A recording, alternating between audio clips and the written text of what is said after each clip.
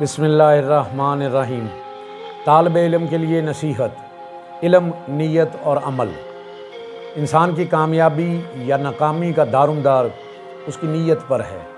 انما الاعمال بالنیات۔ علم حاصل کرنے کا مقصد اگر فخر، شہرت، مناظرہ یا دنیاوی مال و دولت ہو تو یہ دین اور آخرت کی تباہی کا سبب بنتا ہے، اور اگر علم حاصل کرنے کی نیت ہدایت، اصلاح نفس، رضا الہی، خدمت خلق ہو تو یہ بڑی سعادت اور کامیابی کی بات ہے۔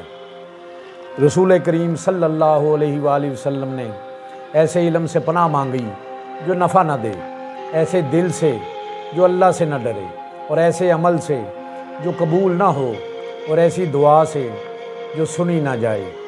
شب معراج میں آپ صلی اللہ علیہ وآلہ وسلم نے ایسے لوگوں کو گرفتار عذاب دیکھا جو دوسروں کو نیکی کا حکم دیتے مگر خود اس پر عمل نہیں کرتے تھے۔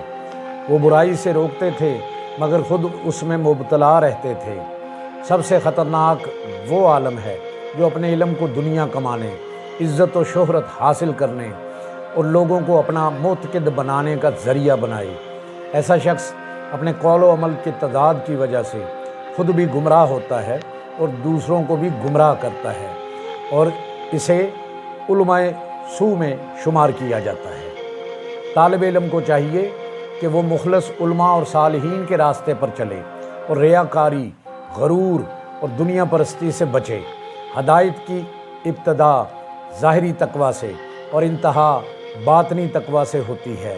اللہ کے احکام پر عمل کرنا، اس کی نافرمانی سے بچنا ہی حقیقی تقویٰ ہے۔ اللہ عمل کی توفیق عطا فرمائے، آمین۔